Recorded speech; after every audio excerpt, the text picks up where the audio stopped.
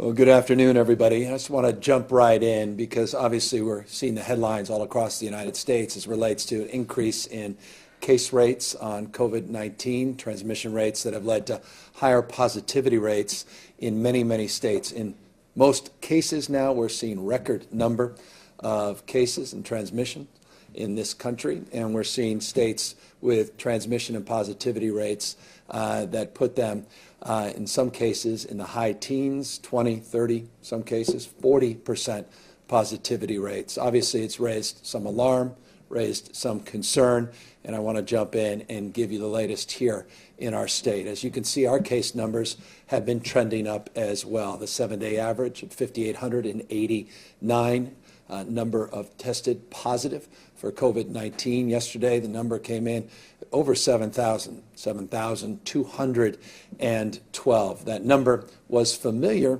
4 to 6 weeks ago, but since the early part of October, where we were able to get those numbers down below 3,000, we haven't seen an average of 7 days above 5,800 in quite some time. Let's take a look at the positivity rate. As you can see here, the positivity rate, again, the percentage of people that are tested and those that are tested positive, that positivity rate's at 3.7%. I should note just on October 19th, not too long ago, a little less than a month ago, when I made a presentation, the positivity rate over a 14-day period was at 2.5%. So 2.5%, October 19th, when we provided you this information, now at 3.7%. The last 3+ weeks, we've started to see not just the average number of people testing positive go up, but also the positivity rate go up. And I'll remind you why I make that point and make that distinction. We are not ashamed of testing people, quite the contrary. We want to see more tests, and you're seeing in this slide 143,711 average number of tests that we have conducted on a daily basis. By the way, yesterday was just shy of 194,000 tests. So we're getting close to 200,000 tests. That would be close to a record number of tests. That is aided by this new state lab, Perkin-Elmer, that we announced just a week or so ago. That lab is just getting up, just a few thousand tests being conducted a day, now over 40,000 cumulatively since the lab opened. But that state lab will provide at peak upwards of 150,000 additional daily tests, additive to the existing protocols that are already in place in terms of testing availability. But nonetheless, we're seeing the average number of daily tests go up. And when you're testing at this level, we anticipate seeing more cases. But it's the positivity rate that we track with points of obvious concern. Percentage of people that are testing positive gives us a sense of what's really happening, background cases, number of what we saw surveillance cases as relates to what's happening in communities large and small all up and down the state. 3.7%, 14-day positivity rate in this state. Hospitalizations, not surprisingly, we've been tracking this. We have been previewing this as well for a number of weeks now as we started to see a rate of decline begin to mitigate. We started to see some stabilization in the hospitalizations. And a few weeks ago, we started to see some increases in total number of patients with COVID-19 in our hospital system. As you can see here, just over the last 14-day period, it's increased 28.6%. So that trend line continues up, and I'll give you a sense of what that means to total system capacity, represented here in this slide. It's 4% of our total healthcare system capacity. So I want to put that number in perspective. We can run with headlines on case rates, but I think the more important number is positivity rate. We can run with headlines as it relates to new cases that have entered into our healthcare system, but I think capacity is the area of focus for us, and capacity we have been building, and capacity we have been focused on. 4% of our entire healthcare system capacity now has COVID-19 patients. Let's take a look at ICUs in the state. Those are also tracking, not dissimilar to hospitalizations, back up. 27.3% increase in the total number of ICU admissions over a 14-day period. And let's take a look at what that means in terms of our critical care capacity throughout the state. It's about 11% of the total number of ICU beds and those that are available in our system. We still have over 20,000 ventilators available, 20,390 in the state. These slides are familiar, and these slides are important, and these slides will become even more important as we move back indoors, as people begin to mix outside of their households, as we see these winter temperatures increase the likelihood of people coming into our system with respiratory issues, with related flu symptoms, this twindemic that we're all anticipating into the winter months.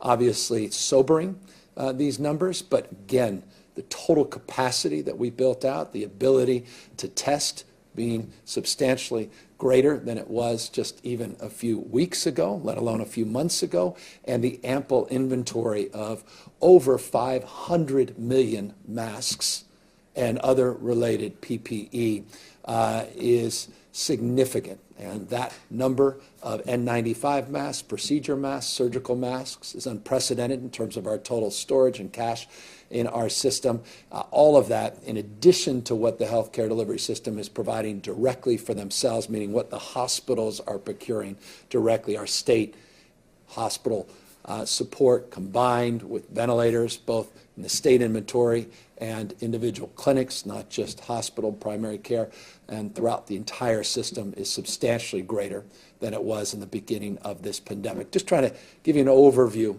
of how we prepared in anticipation for what we refer to in this state as the second wave, and it's been referred to as the third wave, simple semantics in other parts of the country.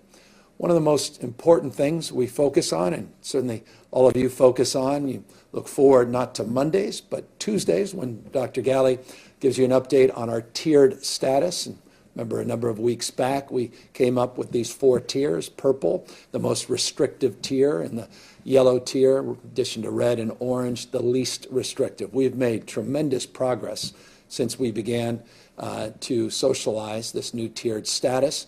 I anticipate tomorrow, you'll hear from Dr. Galley, that we will see more restrictive tiering based upon case rates that have begun to increase. And look at places like Mono County, you look at Kings, Alpine, Shasta counties, you're starting to see an R effective rate growing, you're starting to see case rates growing.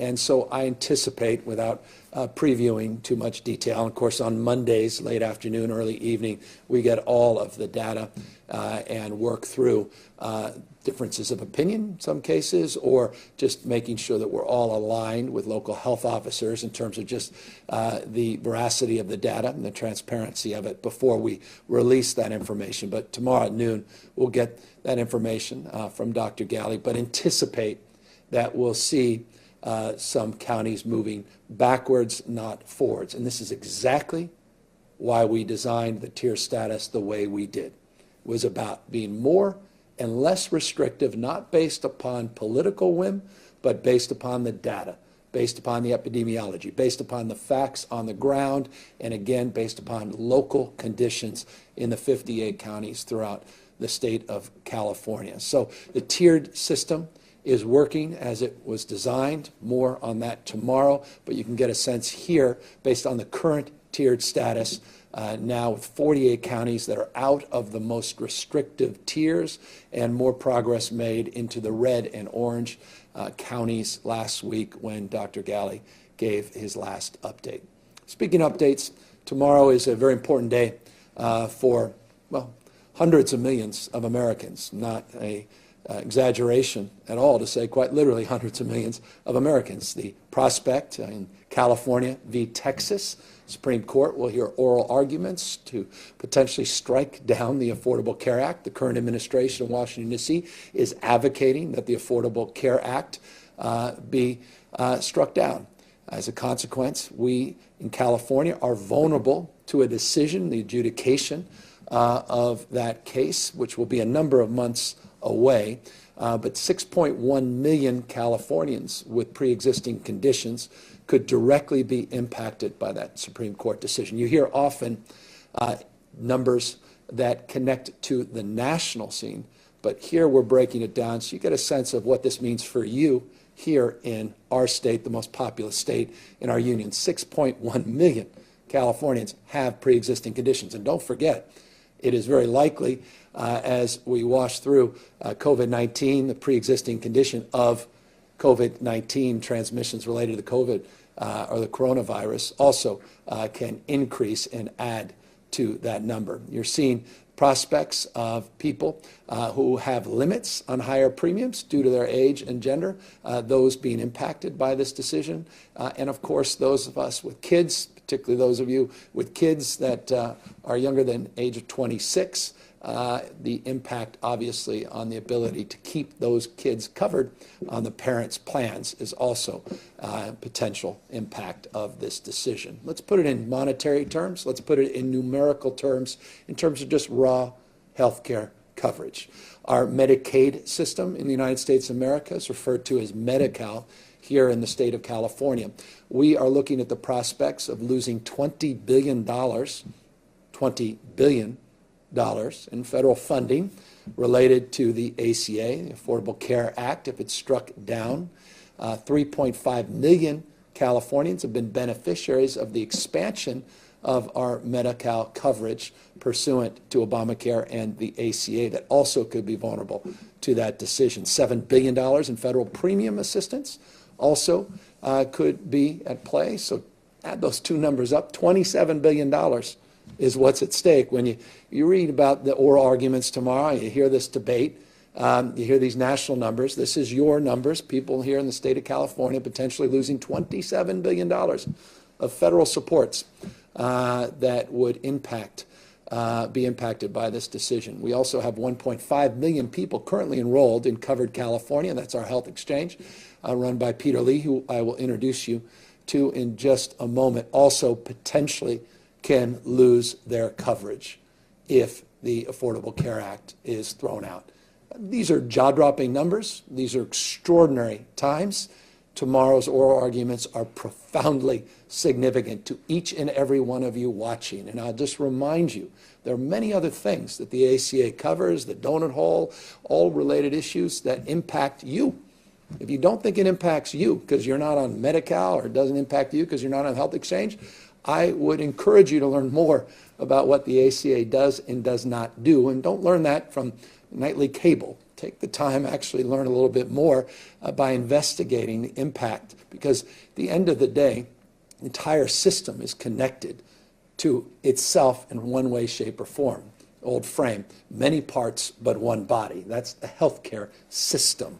And the impact of this unraveling in impacting you is profound. And so we, of course, the reason it's California v. Texas, have a very different point of view than the Trump administration, and we'll be expressing that during oral arguments tomorrow with representatives as well that advanced Obamacare with the incredible support of our own Speaker Nancy Pelosi. It simply would not and could not have happened without Speaker Pelosi's leadership as well. And having just had a conversation with her a few days ago on this subject, I can assure you this is top of mind in terms of her agenda, not just the oral arguments, but the what if and how we prepare for a what if scenario moving forward. Just something else I thought I'd bring up, talk about scenarios.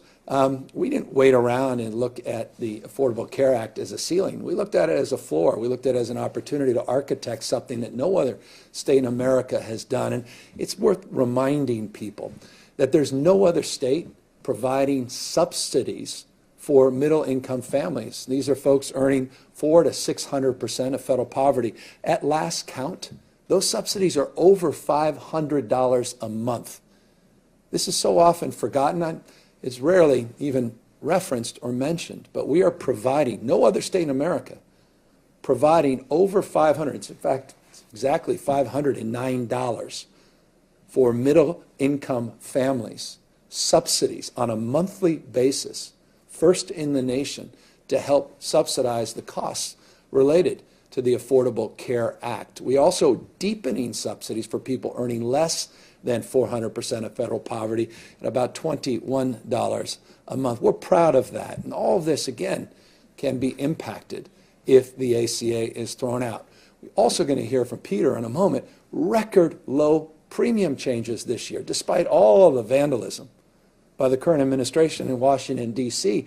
Premiums this year are going up. I know you heard the word up, but hold on, 0.5%, 0.5, less than 1%, record low premium increase because of the success and the efficacy of not only the ACA, but the extraordinary leadership here in the state of California, at Covered California, led by Peter Lee. We also have done things that no other state has done, and that's provide coverage to people regardless of their status. And you say, well, that's how dare we do that? Well, just consider you're paying for sick care on the back end through your premium. You either want to pay exponentially more in the emergency room or stabilize individuals by getting them a COVID test or getting them a flu shot and eventually a vaccine, which we'll talk about in a moment, for COVID, so we don't end up infecting other people and impacting the entire healthcare delivery system. We just believe in the principle of universal health care from an economic perspective as well as from a moral and ethical perspective. And so we're just proud of that. I wanted to bring that back up to your attention and remind you some of the things that no other state is doing, that California is doing because of our commitment, not just passive interest, but commitment to provide coverage for all Californians. So it's with that that I'm very proud to bring up Peter Lee, the head of executive director of Covered California. No one does it as well as he has, and I couldn't be more proud of his leadership. You shouldn't be, you should also be equally proud of his leadership, but I'll let him speak for himself and give you a little overview since he started and his history with the ACA and Covered California, how effective their team has been and what's at stake as it relates to this new open enrollment period that we're launching here today, and how you can participate and how we can encourage you to get others that are not enrolled to participate, to make sure we're covering more people and putting less pressure, not more pressure, in terms of premium increases across the spectrum to everybody else. With that, Peter Lee.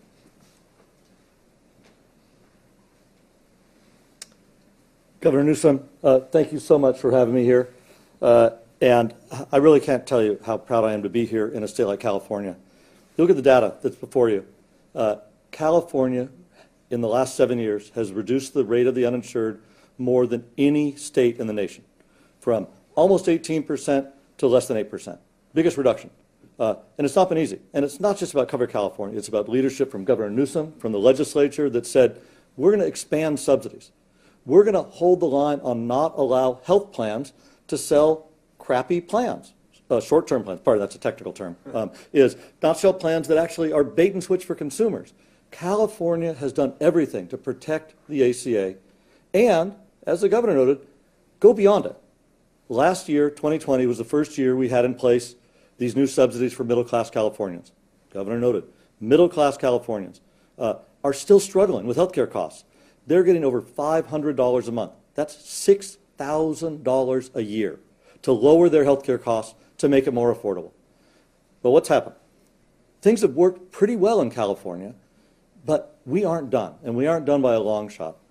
I want to note that for all the great work we've done, if you look around California, there are still about 3.5 million uninsured.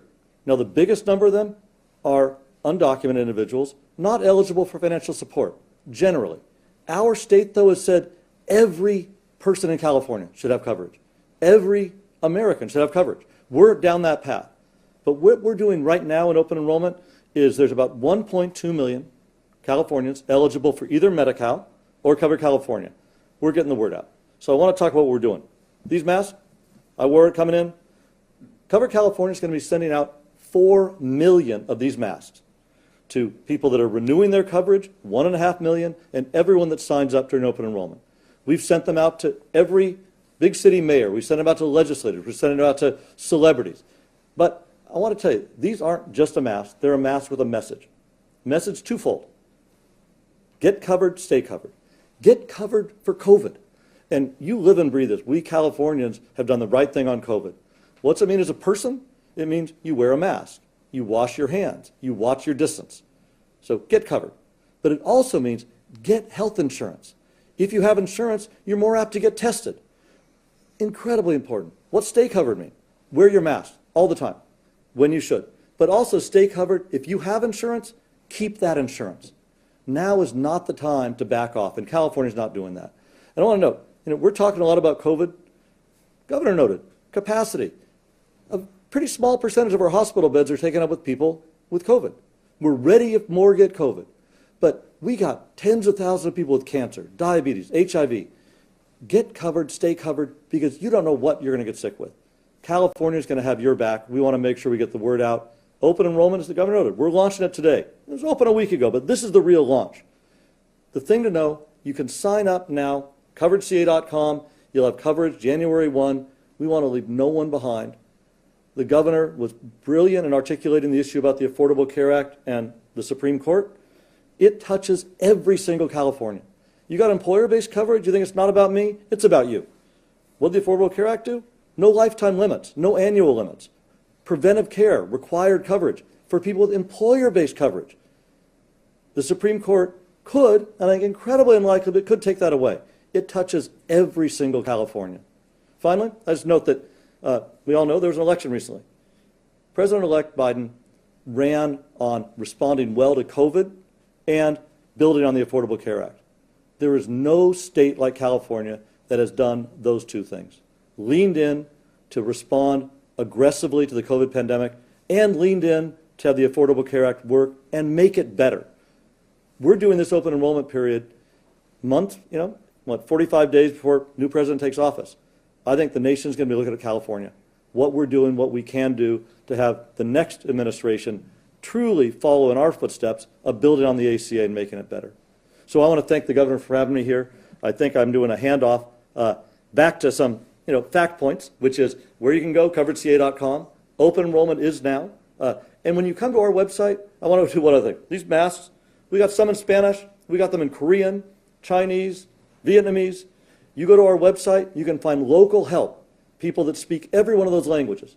They all speak insurance, and your help is going to be free, but your costs are going to be lowered dramatically. And we know it's all about affordability, and that's what we're trying to address here in California. So, Governor, I want to thank you so much for having me here today. If we have other questions, I'm happy to serve, but it's been your leadership in our legislature that's really given a pathway for millions of Californians to have coverage. Thank you.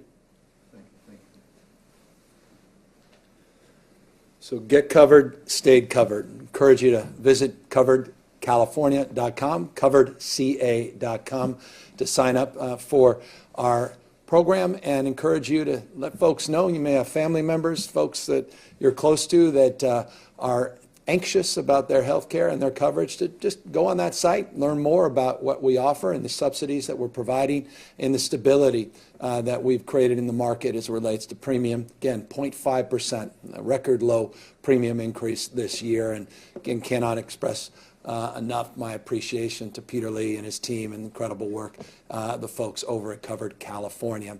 I also should just note in closing, in the conversation Peter and I were having just a moment ago, most states are ending their enrollment period basically just weeks after they begin their enrollment period. This enrollment period ends on January 31st of next year. Most will end their enrollment period on December 15th. Again, we believe in healthcare. We believe in coverage. We don't believe it rhetorically. We support the ACA. We support efforts to continue to build off it, reform it, and advance the cause of universal coverage, not only here in the state, but we're going to advocate for that all across the United States. But we are not in the business of vandalizing that effort, and that's why we're evangelizing the effort, promoting it, advocating the effort to expand coverage through the exchanges, and encourage you, if you wish, to do the same. With that, I want to just briefly bring up what is topical and certainly generating a lot of news stories today, including lighting up my cell phone. And that's the announcement Pfizer made. Certainly lit up your 401k as the markets have responded quite favorably to Pfizer's announcement. No one was surprised at Pfizer's efforts on vaccine. We've talked about them on multiple occasions here at our weekly press conferences. What I thought came as a particular good news was the 90% effectiveness that was announced by the CEO of Pfizer. Not necessarily the availability of the vaccine. We had anticipated its availability. We'll anticipate as well the approval of the FDA and the emergency authorization.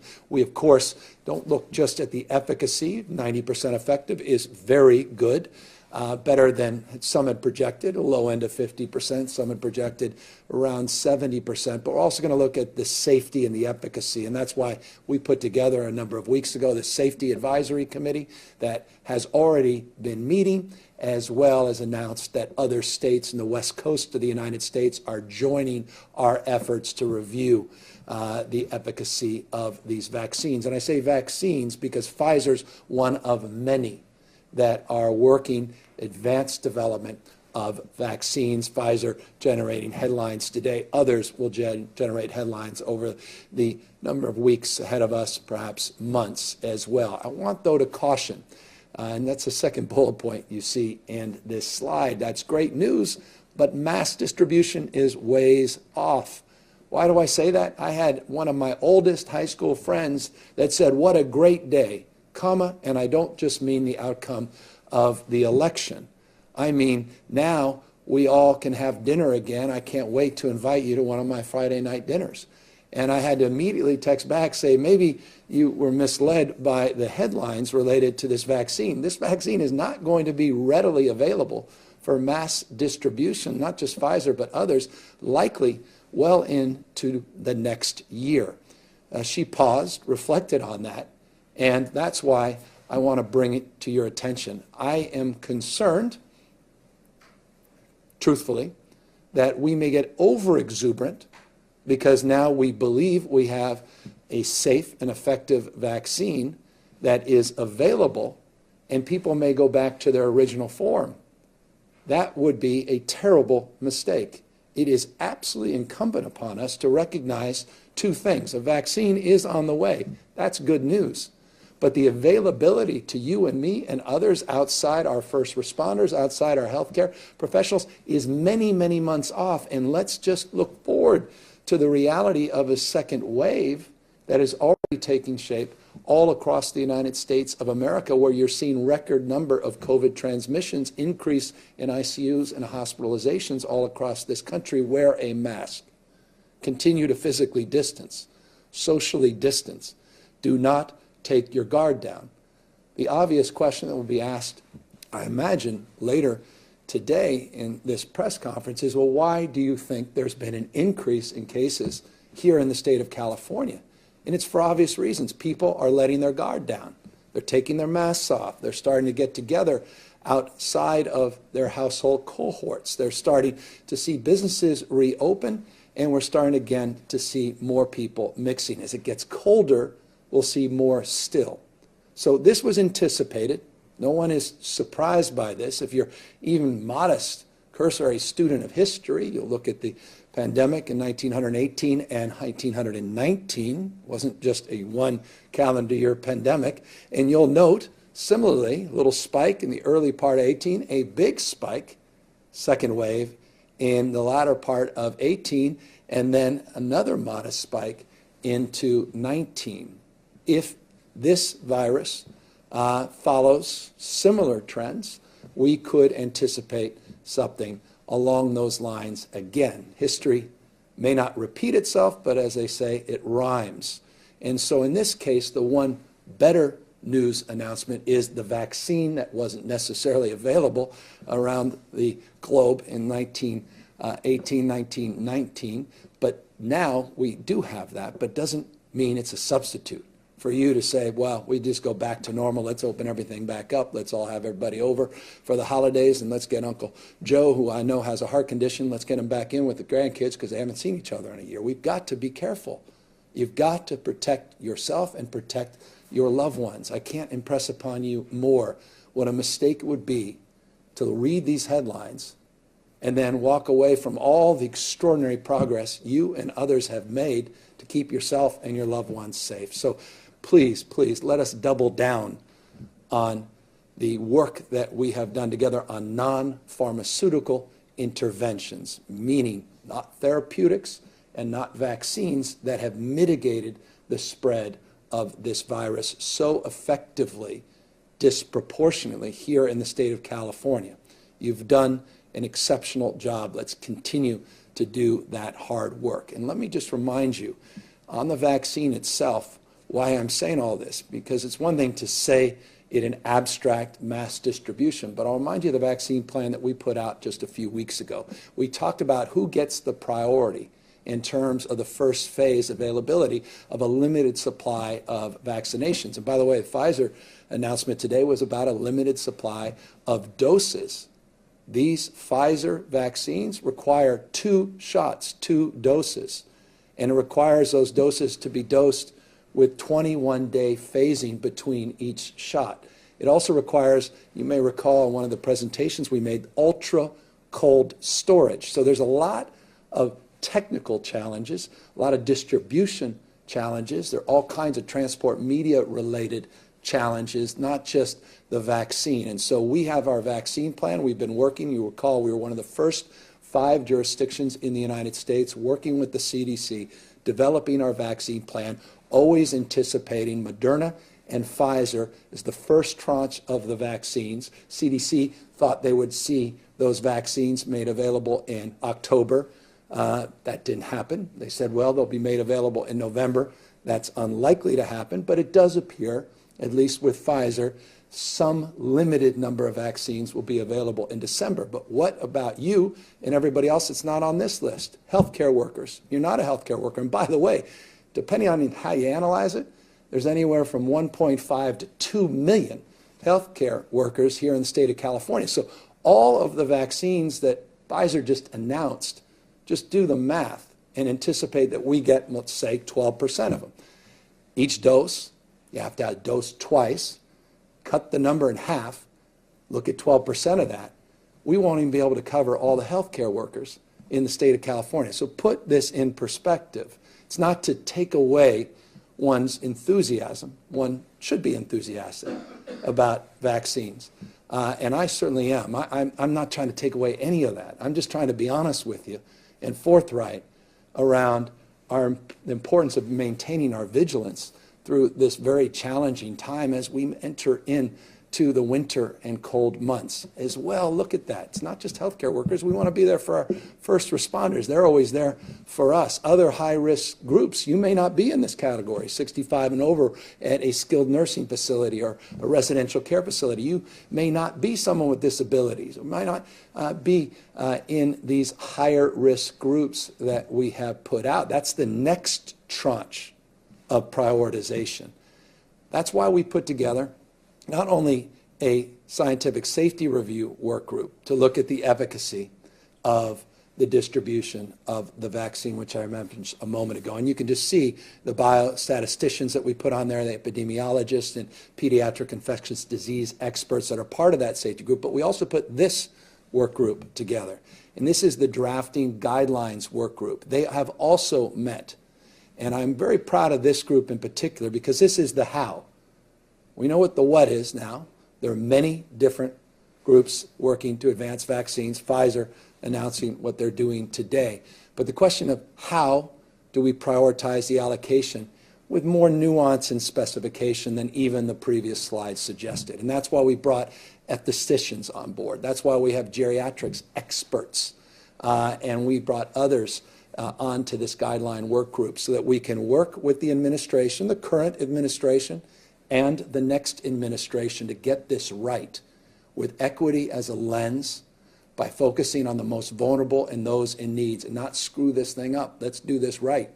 And so we're very proud of this drafting guidelines work group and our scientific safety work group. Again, we already identified them. By the way, one of our scientific safety work group members was just brought on board. We couldn't be more proud, Dr. Gusby from UCSF. He was just brought, they took him from our scientific safety work group, but now he's on President-elect Biden's working group as it relates to the coronavirus. So we are uniquely positioned in terms of those relationships, many others that are on Vice President, now President-elect Biden's committee that are very close to the state of California. That will allow us hand in glove in terms of the efficacy and the safety concerns. But the guidelines that we need to advance to distribute and allocate and prioritize to the most vulnerable is equally important. And that's why I just want to remind you of the work that's ahead of us, but also the work that we're currently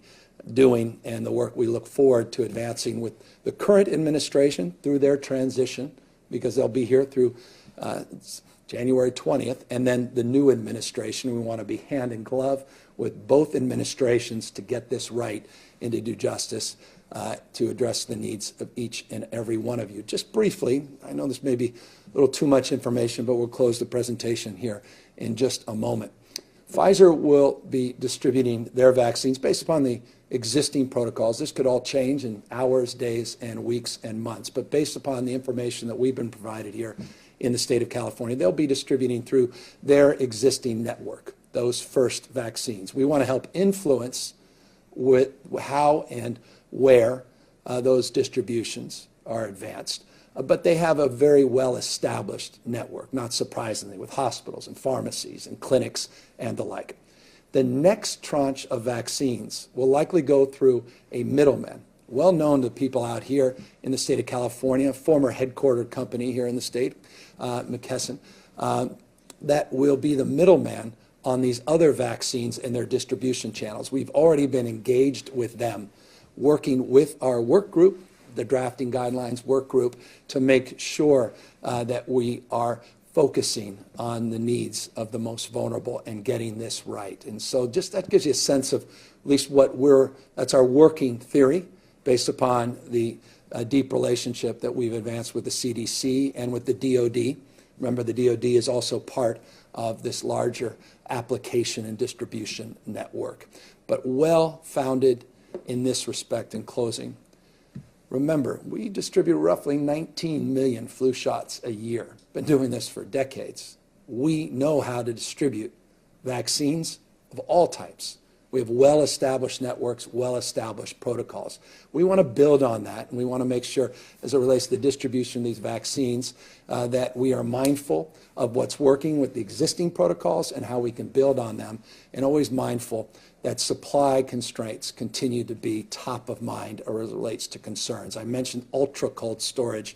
There's the Moderna cold storage that may not be as ultra-cold, but all of these are vexing and challenging issues, and those are just two of what we hope will be many different manufacturers of vaccines, and how we need to accommodate for all of these different methodologies and these distribution strategies. So we're working all of the above, but just please remember, no substitute for wearing a face covering, no substitute for physically distancing, no substitute for getting a test, and now we're making it cheaper.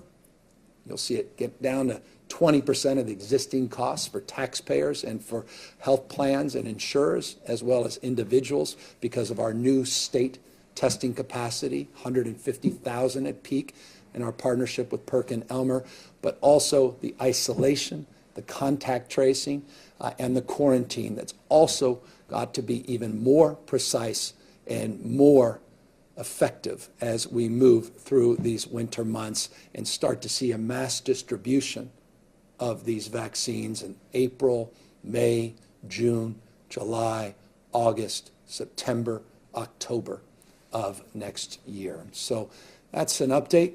You can see here a summary of all of the above: wearing a mask, the physical distancing, the sanitation, and of course the mixing, which is so critical to consider and during the holidays, and obviously as the winter months present themselves more ferociously. So with that, I'm happy now, of course, to take any questions. Jeremy White, Politico. Hey, Governor, thanks for taking my question. I know you're not going to tell us who you're considering to fill Vice President-elect Harris's Senate seat, but I was hoping you could give us a sense of the timing. Is this something where we can expect an announcement from you in the next couple of weeks? Do you need to wait for Senator Harris to officially give up her Senate seat? I know a lot of people are curious about just the timeline on that. Yeah, no, and I appreciate an understandable and appreciative question. Look, no timeline's been established. Process is just beginning to unfold. We just got word that the race was called by everyone but the current occupant of the White House. Obviously, we have to work through those issues and get to the point where we can make some determination. Obviously, I want that determination to be made on the basis of where Vice President-elect Senator Kamala Harris is vis-a-vis her own timelines and needs, and we'll work through that as we are working through the cattle call of considerations related to what's the profile, right choice to replace Senator Harris, and when is one part of that decision-making process, who is perhaps the more challenging part of that decision-making process. I want to make sure it's inclusive. I want to make sure that we are considerate of people's points of view, and we are in the middle of that as we speak. But I'll be honest once again, and I don't mean to deflect, but I just mean to be as transparent and forthright with you. My weekend was not focused on that. It was focused on seeing these case rate numbers go back up. And I'm concerned about that. 3.7%. 14-day positivity rate may sound great compared to most other states right now, but again, we were at 2.5% on October 19th, and we're starting to see people, again, take down their guard, take off their masks, begin to mix outside their households. We're seeing some early indication related to Halloween. I'm very sober about that, and that's what I was elected to focus on first and foremost. We'll get to that important decision on the Senate. But right now, that's our top priority, is addressing this issue. Adam Beam, AP. Thank you, Governor. For the first 2 years of your administration, California has had this reputation of being the leader of the so-called resistance to President Trump and his administration. What do you expect him to do between now and January 20th, and how might it impact California? And once Joe Biden takes office, how will the change affect California and the way you manage the state's relationship with the federal government? Yeah, I mean, it goes from headwinds to tailwinds. And that's pretty obvious. Got over 100 lawsuits with the Trump administration. Trust me, we're already working aggressively, have been for a few weeks in anticipation of a transition to adjudicate, figuratively, not literally, the process and protocols around which lawsuits may be dropped, which lawsuits can be addressed by executive order, lawsuits can be addressed through agency determinations or administration walking away as it relates to their advocacy to disrupt the state of California's well-established autonomy under federalism or well-established case law as it relates to waivers that have been firmly established and codified over and over by administration after administration, court decision after court decision. So all that is being addressed. But here's the good news. Building better, stronger together, the theme, the framework that was advanced by the Biden-Harris administration, that's our agenda on early child care and focuses on early education, the broader issues related to their agenda on health and education, issues related to the environment, environmental stewardship, and low-carbon green growth. Broadly, those are California.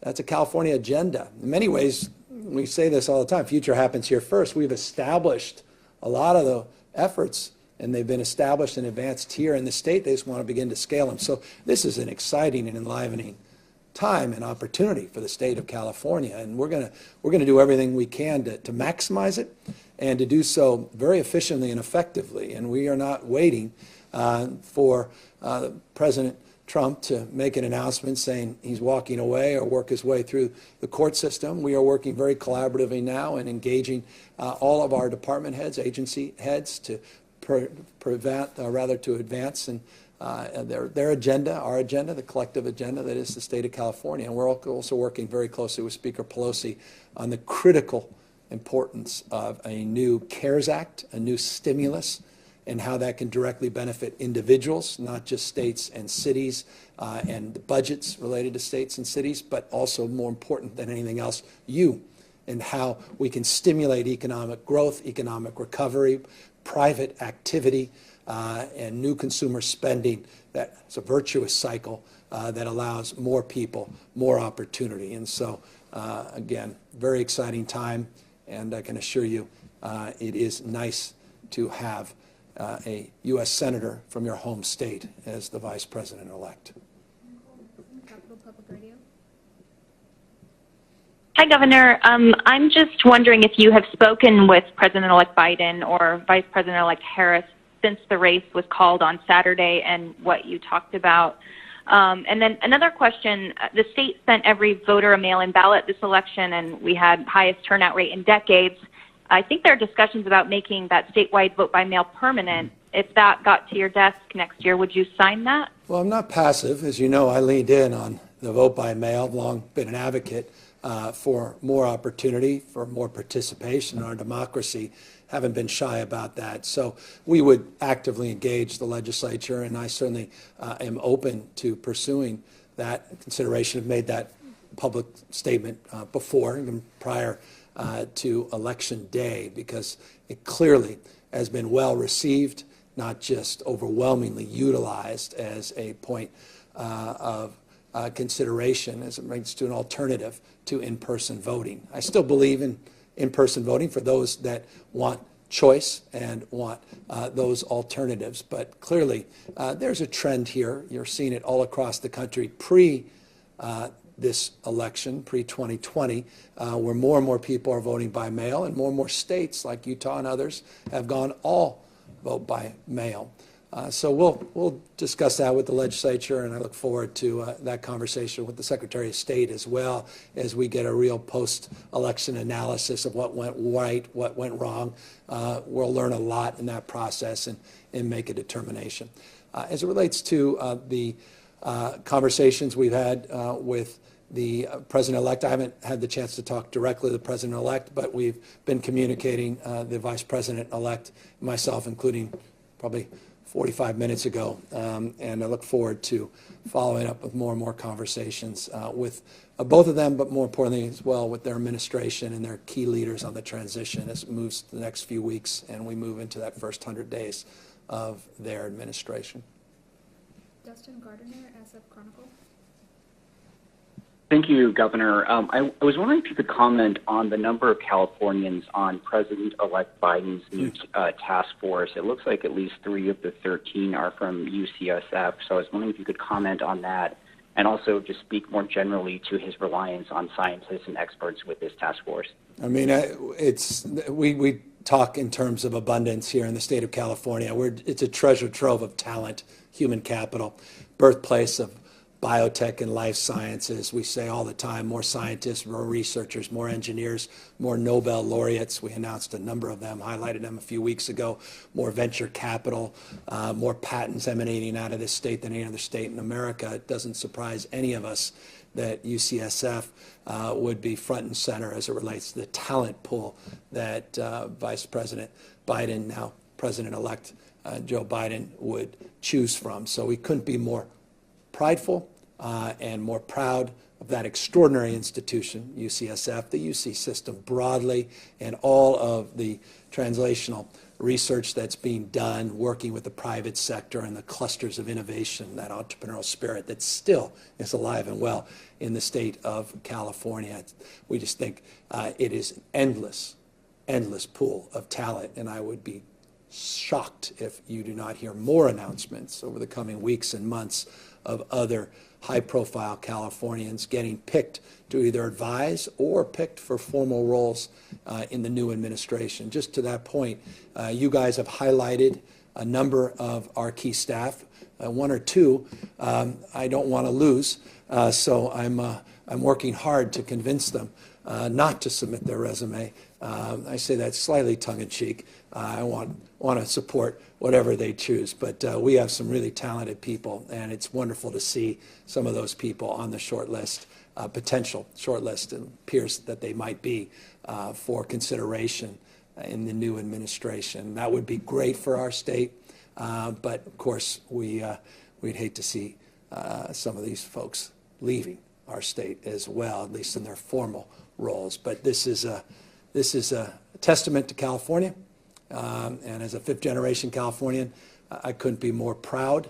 I was out there yesterday, by the way, with my son, out there, the site where gold was discovered, quite literally, the rock formation where gold was discovered in California in 1848, trying to explain to my son Hunter how it all began here in this state, where there's just thousands of Californians, and now the talent that has come here for riches and new beginnings from all around the world, how we can never take that for granted, and how that is a point of distinction and deep reverential pride as Californian myself, born and raised, but also I think as it relates to our relationship to the rest of the world, not just this new administration. Final question, John Woolfolk, Mercury News. Hello, Governor. Hey. I was wondering if you have any idea from the contact tracing or anything about the source of the new infections. You mentioned people letting their guard down. Is that based on data from the contact tracing? Is that just a guess? Do you see any particular source or age group or or anything else that's driving the new cases statewide? Thank you, Governor. No, I appreciate it. Good question. And I encourage people to go to our dashboard. You'll see the new transmission numbers as it relates to age cohorts, also always with an equity lens, looking at race, ethnicity broadly defined and specifically defined as well. We do have information that's come from health officers and the constant contact that we have, consistent contact with our own Department of Public Health and Human Service folks, as well as the local and county partnerships that we have. We're also getting information back from contact tracers related to Halloween and some of the mixing, the cohorting outside of the households that we're experiencing as the winter months are upon us and it gets colder and more people are moving back inside, and information coming back in some sectors within our economy as we reopen the economy based upon the movement through tiers. With that, though, as always, and it was the last question, so let's get it answered as it should by a professional. And let me bring up Dr. Galley, who can talk more substantively and specifically because it's a critical question, and I want to be able to answer it as effectively as we can. Dr. Galley? Yes, Governor, and really this is the question, and we're working hard with our local public health leaders and partners on this. And the one thing I'll note is that as we've looked at these increased cases across various counties and communicating with public health leaders, asking them where are they seeing transmission, many of them list a variety of different entities. We've talked about essential workplaces. Some mention places of worship, others mention restaurants, others list a number of different sort of venues. But one of the consistent, I would say, of almost each county that's having increased transmission, they mention private household gatherings as a major source of spread. So we continue to look, and the governor appropriately identifies that as a place where our guard may have come down, but we have to put it right back up, that these masks, even with loved ones that we haven't seen in a while, are really important. And that sense that we're safe because we know someone, it's not the case with COVID. It really matters who's been in your stable sort of cohort, who you live with in that household that matters. So it's not a surprise that we see household gatherings as a major source of transmission. But at the same point, it's a place where we can make important inroads. Our own choices can really reduce that transmission there and help not just transmission rates to come down, but our entire economy to stay moving. And as we look forward to tomorrow and the tier assignments, and frankly, a look forward to potentially no counties moving forward, but some moving backwards, more restrictive tiers in our tiering system, it is looking at these household gatherings as we go into colder weather, as we go into the holiday season, that we really want to work with all Californians to determine what are our approaches, what are our collective actions to keep transmission low as much as we can. So certainly other parts could answer that question, but that's a very important source of transmission as we've identified with our local partners. I appreciate that, and we'll look forward to Dr. Galley's presentation tomorrow, as we all do on Tuesday, as it relates to movement between tiers. And I want to also just pick up briefly just on what Dr. Galley says. It relates to moving into the winter months. We are also looking to change some of the messaging to address the areas where we're now seeing some contact trace, seeing information come back from contact tracers where we're starting to see transmission rates begin to increase. So we're going to be more precise, more prescriptive in terms of the messaging. Guidelines, remind people, despite the fact that people suggested, and some frankly just knowingly misrepresented, that we put out guidelines for Thanksgiving. We haven't yet.